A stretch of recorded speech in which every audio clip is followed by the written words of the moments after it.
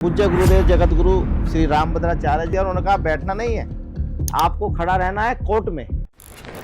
हमारे बागेश्वर धाम हमारे गुरु भाई हैं कि आपको श्री कृष्ण जन्मभूमि की लड़ाई लड़ना है। ये एक पैरा केस ऐसा है जिसमें भगवान स्वयं वादी हैं। वादी नंबर 6 भगवान श्री केशव देव जी महाराज। ये पूजा उपासना अधिनियम से बाध्य है। कान्हा जी ने हमें कहा है और कान्हा जी हमें रात में लिखवाते हैं। भाई आपके पास यदि आपने अल्लाह की कोई तस्वीर बनाई हो या अल्लाह पैदा हुए हो तो उसको आप लेके आओ ना कि श्री कृष्ण जन्मभूमि का मुकदमा चलने होगा। कुरान में साफ साफ लिखा है, जिस भूमि पर जिस जमीन पर मूर्ति पूजा हो चुकी है, जिस भूमि पर विवाद हो वहां आप नमाज नहीं पढ़ सकते। ईदगाह नामक ढांचे के पास मथुरा वृंदावन में कोई संपत्ति ही नहीं है। ये हमारी शराफत है कि सनातन का देश हम चुप हैं, वरना अयोध्या जैसा कांड जब चाहे जब करा दो। ये संपत्ति सुन्नी बोर्ड के नाम क्यों नहीं खसरे खतौनी में है? हमें धमकी दिला रहे हैं पाकिस्तान से, हमें मरवाना चाहते हैं। मात्र 4 घंटे लगेंगे हम ईदगाह को तोड़ने के लिए। जैसे तो हम जिस क्षेत्र में हैं, ये तीर्थ स्थलों का राजा प्रयागराज है। वो प्रयागराज जहाँ गत वर्ष कुंभ या कह लीजिए महाकुंभ का आयोजन हुआ। पूरे देश दुनिया से लोग आए, संत, तमाम प्रकार के महाराज, गुरु, शंकराचार्य, महामंडलेश्वर, आचार्य महामंडलेश्वर आए। और पिछली वर्ष की कल्पवास की रवायत को आगे बढ़ाते हुए इस साल एक बार फिर माघ मेला क्षेत्र में कल्पवासी पधार चुके हैं। तो माघ का पावन महीना है और इस पावन महीने में हमारे बीच एक ऐसी शख्सियत हैं जो अपने धर्म, अपने समाज के एक बहुत बेहद महत्वपूर्ण विषय को लेकर आगे बढ़ रहे हैं। श्री कृष्ण जन्मभूमि मुक्त निर्माण ट्रस्ट के अध्यक्ष और कई सालों से देश की अदालत में, हाई कोर्ट में विचाराधीन मामला श्री कृष्ण जन्मभूमि केस के मुख्य वादी आशुतोष ब्रह्मचारी जी महाराज हमारे बीच हैं। तो आइए उनसे बात करते हैं और समझते हैं कि पूरा मुद्दा है क्या और इस मुद्दे पर अंततः जो फैसला आएगा उस पर उनका मत क्या है। तो महाराज जी, सर्वप्रथम स्वागत है आपका हमारे YouTube चैनल पर। और ऐसा कि हमारे YouTube चैनल पर एक परंपरा रही है कि हम हर साक्षात्कार की शुरुआत ऐसे करते हैं कि कैसे हैं आप और कैसी है आपकी सेहत। तो कैसे हैं? सबसे पहले मैं अभिनंदन करता हूं आपके YouTube चैनल का और भगवान श्री कृष्ण माँ शाकुंभरा से प्रार्थना करता हूं कि आने वाले समय में इस चैनल को लोग जाने, उस तरह जाने, जानते तो आज भी हैं, उस तरह जाने कि श्री कृष्ण जन्मभूमि जो एक आस्था का विषय है, ये मुद्दा नहीं है, ये आस्था के अंदर उसके विषय को आपने, और ये हमारा सौभाग्य है, आपका सौभाग्य है, आपके चैनल का सौभाग्य है कि पहली बार मैं इस तरह का आपके साथ वार्ता कर रहा हूँ। क्योंकि मैं अदालत में भगवान से कि बात विषय को लेकर जा रहा हूँ, तो मैं इस तरह का इंटरव्यू कभी नहीं दिया है। तो मैं अच्छा हूँ, इसकी शुरुआत आपने किया, मैं अच्छा हूँ और मेरी सेहत अच्छी है, भगवान का आशीर्वाद है, क्योंकि भगवान का ये सब कुछ है। तो महाराज जी, जैसा कि मैंने अभी शुरुआत में कहा, परिचय की, कि ये तीर्थराज प्रयाग का कल्पवास क्षेत्र है, तो कैसा लगा आपने? और आपने बताया भी अभी बातचीत में कि आप कुंभ का भी हिस्सा रहे, तो कैसा रहा प्रयागराज का अनुभव? कैसा शहर लगता है आपको? ये कहने की कोई बात ही नहीं है। ये वह प्रयाग है जहाँ हमारे पूर्वजों ने, हमारे ऋषि मुनियों ने, हमारे गुरुओं ने, हमारे गुरुओं के गुरुओं ने, जगत गुरु जैसे शंकराचार्य, अपने पूज्य शंकराचार्यों ने, पूज्य संतों ने यहाँ तपस्या की है।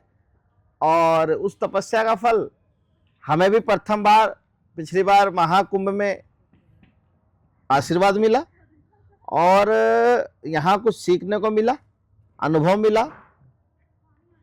महाकुंभ की बात करेंगे तो महाकुंभ में हमें प्रभु ने और हमारे आराध्य ने, हमने अपनी माँ शाकुंभरा की आराधना के लिए खड़ी तपस्या किया, जो हमारे गुरुदेव पूज्य गुरुदेव जगत गुरु श्री रामभद्राचार्य जी के आशीर्वाद से उन्होंने बैठने का आदेश दिया और उन्होंने कहा बैठना नहीं है, आपको खड़ा रहना है कोर्ट में और इस लड़ाई को लड़ना है। और माघ मास की बात करेंगे हम, तो यह मैं तो कहना चाहूँगा आपके माध्यम से, यह माघ मास केवल माघ नहीं है, यह मिनी कुंभ के नाम से जाना जाएगा आने वाले समय में, क्योंकि इतनी सुविधाएं, इतनी अच्छी सरकार की व्यवस्थाएं, चाहे उसमें बिजली की बात करो, चाहे उसमें जल विभाग की बात करो, चाहे स्वास्थ्य विभाग की बात करो, संपूर्ण व्यवस्थाएं यहाँ पर संतों को दी जा रही हैं सरकार के द्वारा। तो ये तो बहुत गौरव का विषय है, सनातन को लोग जानना है। आज अंतर्राष्ट्रीय विषय जो है, अंतर्राष्ट्रीय हमारी ख्याति बढ़ी है कि आज हमारा सनातन धर्म आगे बढ़ रहा है। तो मैं तो बस इतना ही कहूँगा कि माघ मास के बारे में आपने कहा कि बहुत सुंदर, बहुत अच्छा हो रहा है और आगे भी पूरा अच्छा होगा। महाराज जी, क्या है कि भारतीय सनातन संस्कृति में जो गुरु शिष्य के बीच रिश्ता है उसका बड़ा महात्म्य है, बड़ा महत्व है। तो और कई बार उनके नाम का उल्लेख हुआ, जगत गुरु रामानंदाचार्य श्री रामभद्राचार्य जी महाराज। तो कैसे जब उनसे मिलते हैं तो आपसे क्या कहते हैं और उनसे कैसा संवाद रहता है, और जो एक गुरु की भूमिका है आपके जीवन में कैसी रही है? देखिए, हमने पहले कुंभ की जब आपने बात शुरुआत किया तो महाकुंभ में हमने यह प्रार्थना किया कि हमें ऐसा गुरु मिले जो हमें मार्गदर्शन करे, हमें आशीर्वाद दे और इस श्री कृष्ण जन्मभूमि अभियान में हमारा सहयोग करे। गुरु तो आप किसी को भी बना लो, बहुत संत हैं, पर जो हमारे इस अभियान, इस लड़ाई में हमारा सहयोग करे और हमें बिल्कुल पवित्र बनाए, हमें ऊर्जा दे, हमें शक्ति दे, ऐसे गुरु की हमें तलाश थी। तो महाकुंभ में हमें जगत गुरु, पूज्य जगत गुरु का आशीर्वाद मिला। उन्होंने हमें शिष्य ग्रहण किया और हमें शिक्षित किया। जगत गुरु, उनके पास अलौकिक शक्तियां हैं, उनके पास दिव्य दृष्टि है, दिव्य दृष्टि से वो सब जानते हैं। अब आपको कहना चाहता हूं, जिस बालक की 2 माह के उम्र में, जब वो 2 महीने के होते हैं, उनकी आंखें चली जाती है, उसके बाद सनातन को तो पढ़ाई है, सनातन के शास्त्र को तो पढ़ाई है। जो देश में 4 धर्म चल रहे हैं उनके भी शास्त्रों को उनका पूरा पता है कि किस पेज पे कितना मंत्र और कितना उनकी भाषा में जो उनको कहते होंगे अपनी आयते जो भी है, सब उनको ज्ञान है। पूज्य गुरुदेव ने राम जन्मभूमि का जब जजमेंट होने था उससे पहले गवाही चली, तो महाराज जी ने, हमारे गुरुदेव ने जज की आंखें खोल दी थी और जज को बता देता उस पेज पे ये लिखा हुआ है। तो जगत गुरु की तो लीला ही निराली है। और गुरु शिष्य की बात करें तो गुरु तो भगवान है हमारे, और गुरु ही सब कुछ है। गुरु के बिना अधूरा है जीवन। आज गुरु हमारे पास है तो आज हमारे पास शक्तियाँ बढ़ी हैं। आज हम बताने लगे भी हैं, हमारे बागेश्वर धाम हमारे गुरु भाई हैं, देखो उनके पास गुरु की तो कृपा है। तो ऐसे एक छोटा, सबसे छोटा शिष्य गुरु का मैं भी हूँ, और गुरु की कृपा, गुरु जब मिलते हैं तो हमको बस एक चीज़ कहते हैं कि आपको श्री कृष्ण जन्मभूमि की लड़ाई लड़ना है और पीछे नहीं हटना है, किसी से डरना नहीं है। और मैं भी वक्त आने पर न्यायालय में गवाही देने आऊँगा। अभी संयोग से कुछ महीने पहले उनसे जगत गुरु रामभद्राचार्य जी से मेरी बात हुई, तो मैंने उनसे ही प्रश्न किया कि अयोध्या तो हो गया, 2 और जगहें बाकी हैं, काशी और मथुरा। तो उन्होंने बड़े सधे और बड़े सीधे शब्दों में कहा कि उसको लेकर भी हमारी तैयारी है, समय आने पर वो सबको पता लगेगा कि हमारी जो एक कार्य प्रणाली उसको लेकर क्या है। तो मैं अब समझ पा रहा हूँ कि उन्होंने मथुरा में आपको बतौर सिपाही, बतौर सेनापति तैयार किया है। तो सबसे मैं ये जानना चाहूँगा कि ये जो कृष्ण जन्मभूमि का पूरा प्रकल्प है, ये जो पूरा अभियान है, इससे आप कब जुड़े, इस पूरे मामले से? भगवान श्री कृष्ण जन्मभूमि से 2020 में मैं जुड़ा था इस अभियान से, परंतु प्रत्यक्ष रूप से 2022 में मैं आया, जब भगवान ने मुझे 18 दिसंबर की रात, 19 दिसंबर की रात, दोनों की जो होती है, सपने में कहा, आदेश दिया कि आप मथुरा जाइए और आप इस पूरा सपने में वही सब कुछ दिखाया, मंदिर और ढांचा कि आप इस लड़ाई को लड़िए। हमने कहा प्रभु कैसे लड़ी जाएगी? कह ले उसकी चिंता छोड़ दीजिए, आप केवल जाइए। हम अगले दिन ही सुबह मथुरा पहुंचते हैं, मंदिर के दर्शन करते हैं। मंदिर में दर्शन करने के बाद एक वहाँ ढांचे को देखते हैं। ढांचा देखने के बाद हमें आंख भर आती है। हमने अपने सलाहकारों से राय ली, कानून से राय ली कि हम इसके लिए क्या कर सकते हैं। तो उन्होंने कहा कि आप सबसे पहले इसमें मुकदमा दाखिल कीजिए। तो हमें 31 दिसंबर की नॉलेज हुई कि वहाँ ऐसा कुछ है, तो हम कोर्ट में मुकदमा डालने के लिए अपना आ गए। और कोर्ट में कि जो आपको बताएं कि 2 जनवरी को केस दाखिल होता है, 3 को तारीख लगती है, 3 में हमारा रजिस्टर्ड हो जाता है। ये एक पैरा केस ऐसा है जिसमें भगवान स्वयं वादी हैं। अच्छा। वादी नंबर 6 से भगवान श्री केशव देव जी महाराज, जो हमारे लड्डू गोपाल जी हैं, जो सामने विराजमान है, वह वादी हैं। और इसमें हम लोगों ने श्री कृष्ण जन्मभूमि मुक्ति निर्माण ट्रस्ट की ओर से साई मस्जिद ईदगाह, जो कथाकथित एक ढांचा है, उसकी एक फर्जी समिति है, उसके खिलाफ और सुन्नी वक्फ बोर्ड के खिलाफ हमने इस बात को दाखिल किया है। मथुरा में बहुत सारी घटनाएं हुई, विस्तार से कभी बाद में लंबा समय मिलेगा तो हम आपको बताएंगे। 7/11 मुस्लिम समाज का आया कि 7/11 इसमें ये केस चलने योग्य नहीं है, इसकी समय सीमा खत्म हो गई है, ये पूजा उपासना अधिनियम से बाध्य है, ये वक्फ बोर्ड से बाध्य है, और यह तमाम कानून से बाध्य है। मात्र 2 पेज का एप्लीकेशन आता है और लंबी चौड़ी जिरेर ड्रामा करते हैं। सुन्नी वक्फ बोर्ड, शाही मस्जिद का, शाही मस्जिद ईदगाह। सुन्नी वक्फ बोर्ड का तो आज तक जवाब दावा ही नहीं आया है। जब हमने उसका अध्ययन किया तो 2000 पन्नों का हमने विस्तृत रूप से उसका ऐतराज दाखिल किया। आपको बता दे, नाम अधिवक्ता है और ना ही हमें इस तरह का कोई डिग्री प्राप्त है। हमें केवल डिग्री है, कान्हा जी की डिग्री है। कान्हा जी ने हमें कहा है, और कान्हा जी हमें रात में लिखवाते हैं। रात में जब हम लिखते हैं तो सुबह को कोर्ट मान्य न्यायालय में दाखिल कर देते हैं।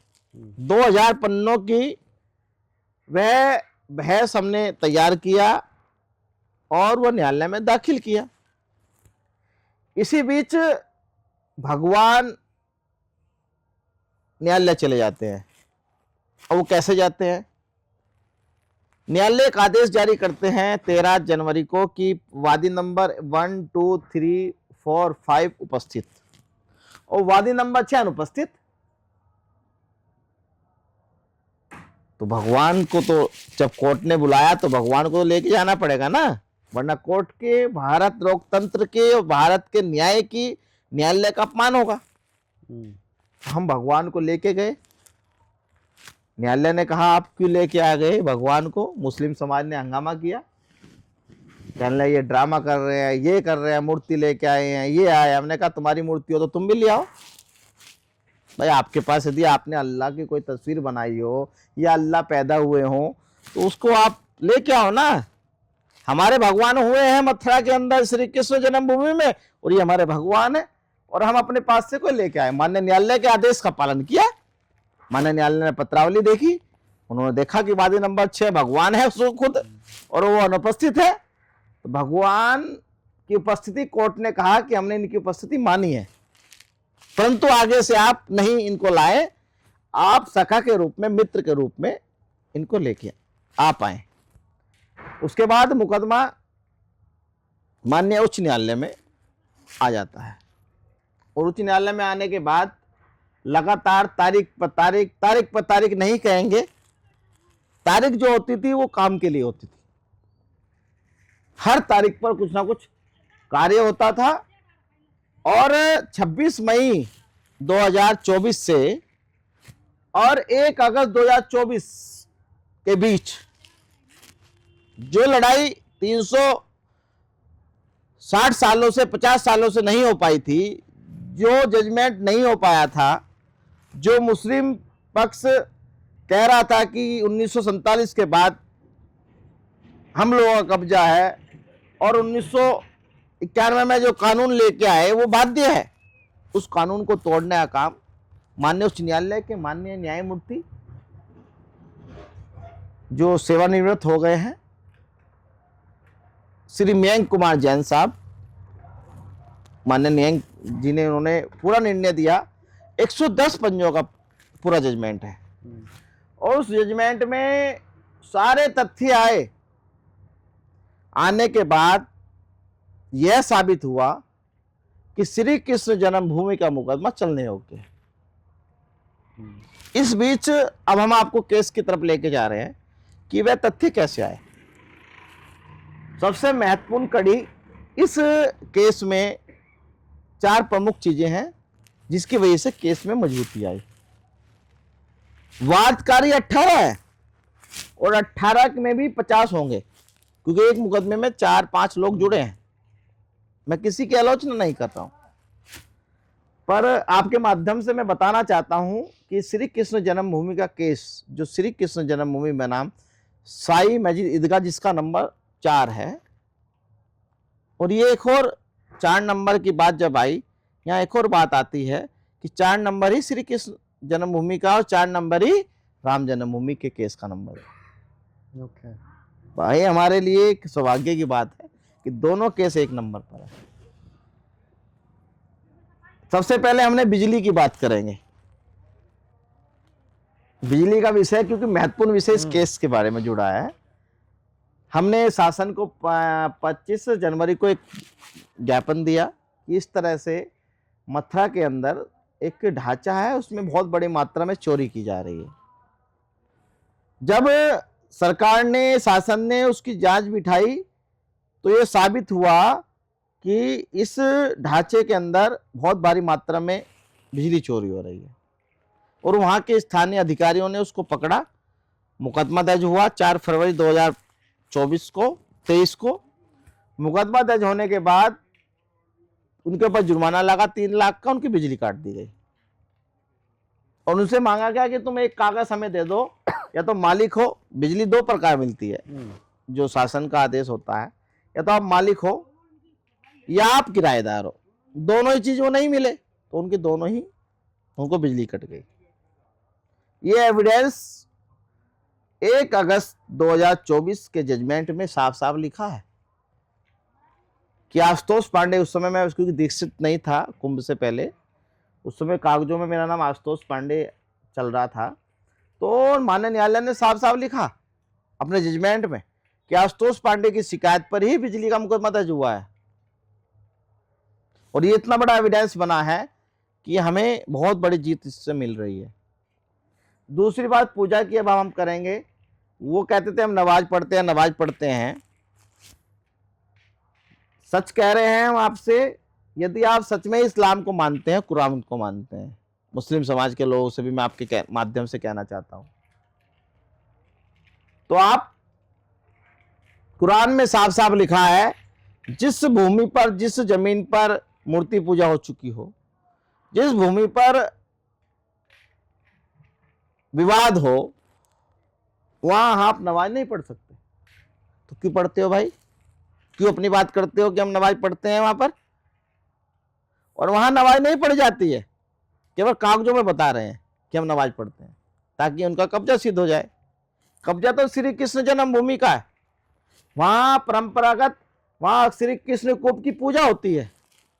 विवादित भूमि जो श्री कृष्ण जन्मभूमि का गर्भगृह है, वहां श्री कृष्ण जन्मभूमि के कूप, जो कुआं बोलते हैं, उसमें बाकायदा स्थानीय माताएं बहनों द्वारा पूजा होती है। उसका प्रमाण हमने न्यायालय में पेश किया, जो एक एविडेंस है, थाने के रिकॉर्ड में भी लिखा है। तो कब्जा किसका हुआ? वहां हिंदू समाज का कब्जा है। तीसरी बात करेंगे अब, जब हमने एविडेंस इकट्ठा किए तो खसरे में श्री कृष्ण जन्मभूमि के नाम है, खतौनी में श्री कृष्ण जन्मभूमि के नाम है, बिजली का बिल, टंकी का बिल श्री कृष्ण जन्मभूमि हम लोग जमा करते हैं, हिंदू पक्ष जमा करता है। पूरे संपूर्ण भूमि का 13.37 एकड़ जमीन सब हमारी श्री भगवान कान्हा के नाम है। इतना ही नहीं, नगर निगम मथुरा से जब हमने मांगा जन सूचना अधिकार के तहत कि क्या ईदगाह नामक ढांचे के पास मथुरा वृंदावन में कोई संपत्ति है या टंकी का कनेक्शन है, तो वहां से जवाब आता है और प्रमाण पत्र देते हैं वो, और कहते हैं कि ईदगाह नामक ढांचे के पास मथुरा वृंदावन में कोई संपत्ति ही नहीं है और ना ही उनके पास जल का कनेक्शन है। तो अब मैं पूछना चाहता हूं, जब उनके पास कोई कनेक्शन ही नहीं है, कोई संपत्ति नहीं है, तो किस चीज के मालिक हैं वो? क्यों कब्जा करना चाहते हैं? ये हमारी शराफत है कि सनातन का देश है, हम चुप हैं, वरना अयोध्या जैसा कांड जब चाहे जब करा दे। आज ये ऐलान करूं इस महामार्ग से कि शाम को ढांचा टूटना है तो शाम से पहले ढांचा टूट जाएगा। श्री कृष्ण सेना और राधा वाहिनी के लोग इतने तैयार कर दिए गए पूरे देश में महाराज जी के, हमारे गुरु जी के आदेश पर, और महाराज जी के गुरुदेव के उत्तराधिकारी आचार्य रामचंद्र जी दास जो हमारे राष्ट्रीय अध्यक्ष श्री कृष्ण सेना, उनके आदेश पूरी टीम तैयार है। हम कहीं पीछे नहीं है, कमजोर नहीं है।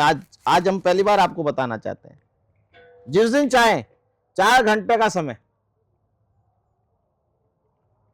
इसके बाद की बात करें, परंतु हम ऐसा नहीं करेंगे, क्योंकि मेरे गुरुदेव ने कहा है कि आपको न्यायालय से ही लड़ना है, न्यायालय में ही अधिकार पाना है, और न्यायालय में हम अधिकार पा रहे हैं, और न्यायालय में साबित होगा, जल्दी साबित होगा कि श्री कृष्ण जन्मभूमि हिंदुओं की है, सनातन की है। सारे एविडेंस आएंगे, सब कुछ आएगा और साबित हो जाएगा। अब सुन्नी वक्फ बोर्ड की बात, आप कह रहे थे सुन्नी वक्फ बोर्ड की बात है। सुन्नी वक्फ बोर्ड एक सरकारी बोर्ड होता है। सुन्नी वक्फ बोर्ड के पास यदि वो मालिक हैं तो जहां भी उनके मस्जिद हैं या ईदगाह उनके अंडर में है, उनका एक कर्मचारी नियुक्त होता है, उसको बोला जाता है मुतवल्ली। तो मैंने कोर्ट के सामने उनसे कहा कि ठीक है, आप मालिक हैं, एक प्रमाण दे दीजिए, आप एक रसीद, आपने कोई बैंक में पैसा भेजा हो मुतवल्ली के नाम कि हम इसको तनख्वाह नियुक्त कर रहे हैं, यहाँ ईदगाह में ये तैनात है, तो भाई वो दे नहीं पाए कोर्ट में। जब होगा तो जब भी तो देंगे ना। अब हमने कहा कि आप तो मालिक थे, सरकार में हो, आपका टाइटल क्यों नहीं है भाई, कि ये संपत्ति सुन्नी वक्फ बोर्ड के नाम क्यों नहीं, खसरे खतौनी में है, साई में ईदगाह के नाम क्यों नहीं है? वो भी नहीं दे पाए। अब वो कहते हैं हमें दान में मिली है। हमने कहा कोई दान पत्र तो होगा ना। जब आपने 1968 में फैसला तो कर लिया मिली भगत से, तो उस समय दान पत्र भी लिखवा लेते आप। आपकी तो हुकूमत थी ना, आपके लोग हुकूमत थी, जिसने कानून बनाया 1991 में हमें बांधने का काम किया, प्लेसेस ऑफ वर्शिप एक्ट। साफ साफ है ना। ये क्यों बनाया गया था? ये हम लोगों को बांधने के लिए। पर हमने बता दिया कि 1947 में भी हमें और 2025 और 26 में भी हमें, खसरे में, खतौनी में, नगर निगम में, और सारे एविडेंस में हम लोग हैं, तो हमारे पे लागू नहीं होता है वो। परिसीमा की बात करेंगे तो परिसीमा हमें 31 दिसंबर 2022 में नॉलेज हुई, तो मेरे पे परिसीमा नहीं लागू होती है। जब मुझे नॉलेज होगी जब तो मुकदमा करूंगा।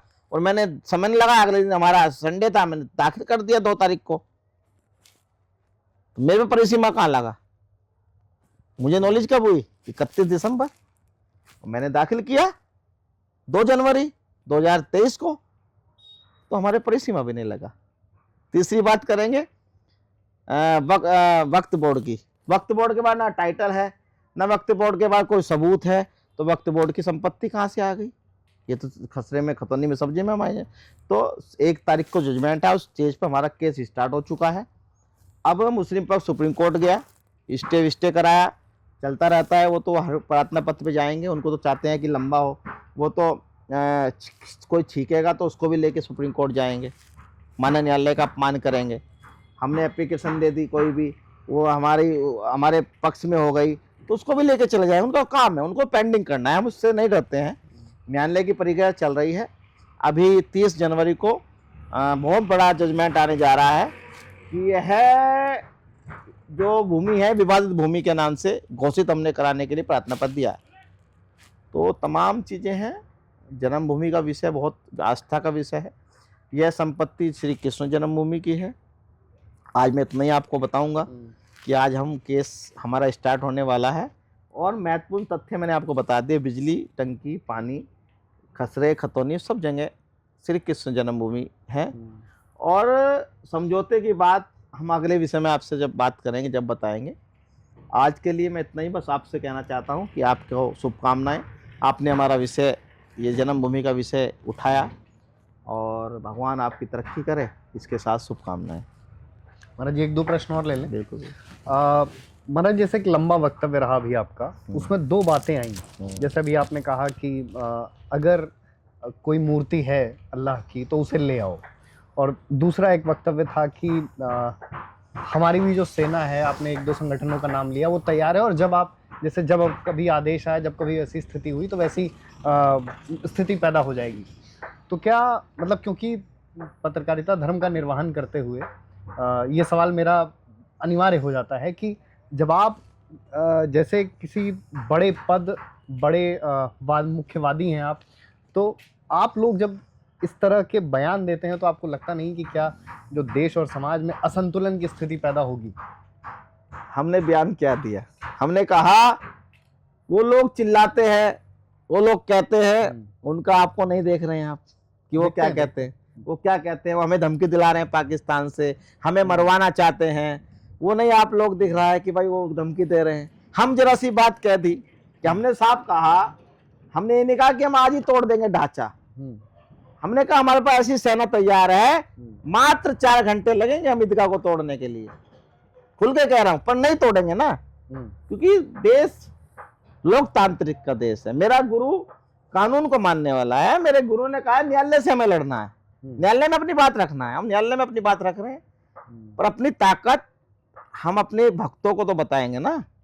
हम कमजोर नहीं, हमें कमजोर मत मानना। आज धमकी देते थे, जिस दिन से पाकिस्तान को अटैक हुआ उस दिन से धमकी कहाँ गए वो धमकी देने वाले?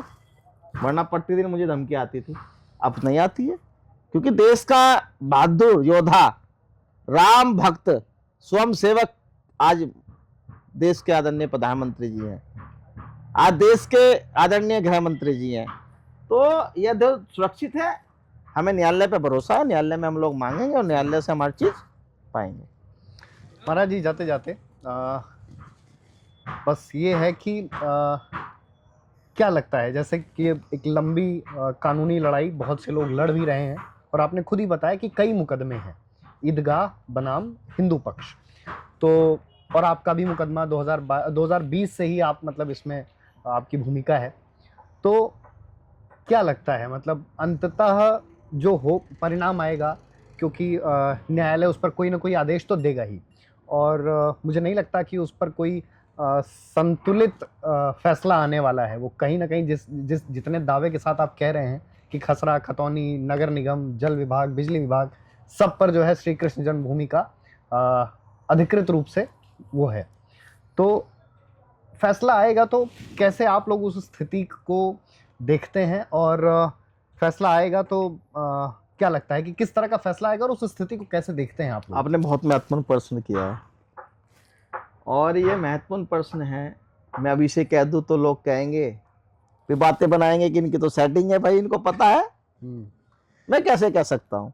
हाँ, इतना कहूंगा कि अब कोर्ट की कार्रवाई चलना शुरू हो गई है, और मुझे लगता है कि 2026 के अंतिम समय तक, दिसंबर तक, माननीय उच्च न्यायालय इलाहाबाद का बड़ा निर्णय आएगा, और वह निर्णय सनातन के पक्ष में आएगा।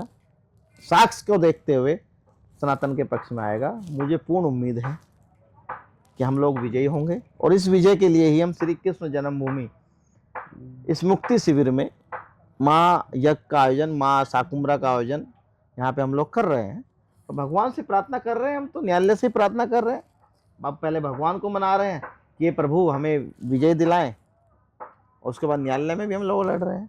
तो हमें उम्मीद है 2026 तक यह निर्णायक निर्णय आएगा, और श्री कृष्ण जन्मभूमि का मंदिर तो है वहाँ पर, और भव्य मंदिर वहाँ पर स्थापित होगा, और मेरे गुरु वहाँ पर दर्शन करने जाएंगे।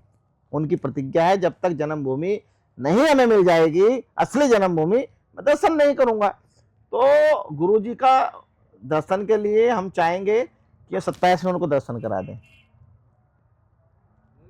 ये हमारा अपना संकल्प है। तो वही सोहनलाल द्विवेदी के शब्दों में, असफलता एक चुनौती है, स्वीकार करो, क्या कमी रह गई देखो और सुधार करो, जब तक न सफल हो नींद चैन की त्यागो तुम, संघर्षों का मैदान छोड़ मत भागो तुम। कुछ किए बिना ही जय जयकार नहीं होती और कोशिश करने वालों की कभी हार नहीं होती। तो ये थे हमारे साथ श्री कृष्ण जन्मभूमि मामले से संबंधित मामले की पैरवी करने वाले आशुतोष महाराज जी, और इस उम्मीद, इस अभिलाषा के साथ फैसला जल्द से जल्द हो और इन बातों का प्रचार प्रसार हो।